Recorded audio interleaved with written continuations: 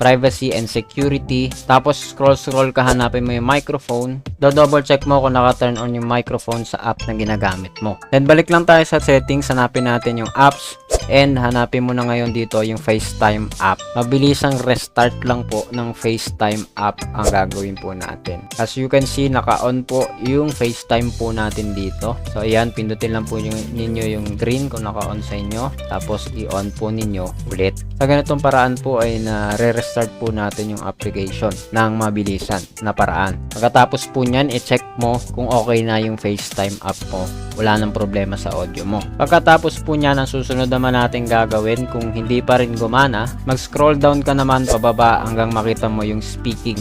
I-turn off mo at i-turn on mo ulit ito. And after that ay i-restart mo yung iPhone at i-check mo pagka-restart kung okay na, nawala na yung problema mo. Pero kung hindi pa rin na-fix yung problema mo, ay ito na yung susunod natin gagawin.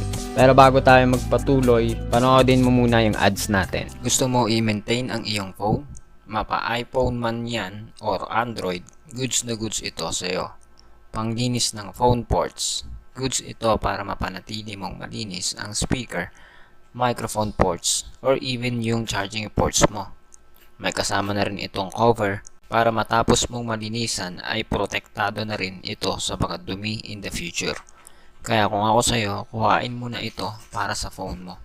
So yun na nga mga tol, tuloy natin. Kung hindi pa rin gumana, hindi pa rin okay yung audio ng FaceTime mo, ito na yung sunod natin gagawin. Punta naman tayo ngayon sa settings, tapos hanapin mo yung general sa settings. Pindutin mo yung general, tapos hanapin mo yung iPhone storage, tapos i-search mo yung FaceTime app. Ang una mong gagawin ngayon ay pindutin mo yung offload app, at pagkatapos mong gawin yung pag-offload ng app ay i-reinstall mo ulit yung FaceTime mo. So ayun guys, sa lahat ng ginawa po natin na yan ay patungkol lamang sa software. I-check mo kung naging okay na after ng mga yan. Pero kung wala pa rin at hindi pa rin umuubra, ang susunod natin gagawin ay may kinalaman na sa hardware. So ang susunod po natin gagawin ay pumunta na tayo sa App Store at i-search po natin ang Check My Device, no? At i-install po natin yung app na ganire yung logo.